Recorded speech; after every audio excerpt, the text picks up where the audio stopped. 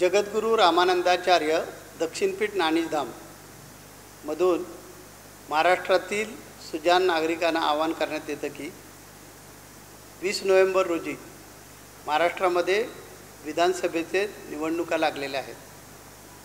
निवडणूक म्हटली की लोकशाहीचा जागर खऱ्या अर्थानं आपण साजरा केला पाहिजे, कारण ही लोकशाही मिळवण्यासाठी आपल्याला प्रचंड त्याग, त्रास, अपमान आणि अनेक प्रकारच्या समस्यांचा मुकाबला करावा लागला. त्यावेळी कुठे 150 वर्षानंतर आपल्या देशामध्ये लोकशाही प्रस्थापित झालेली आहे.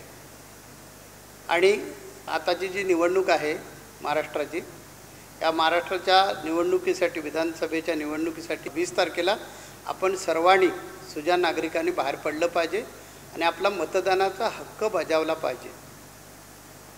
आपण हा उत्सव म्हणून या लोकशाहीच्या जागराकडे बघत नाही, निवडणुकीकडे बघत नाही.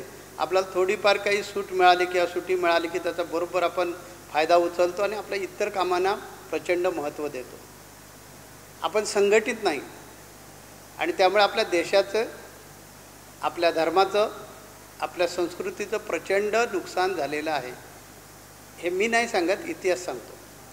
आणि त्यामुळे आपण सुज्ञ आहात, जागरूक झालं पाहिजे, संघटित झालं पाहिजे आणि आपला देश, धर्म, संस्कृती, आपले वैदिक सनातन संस्कार यांचं जतन करणारं सरकार आपल्याला निवडून आणलं पाहिजे.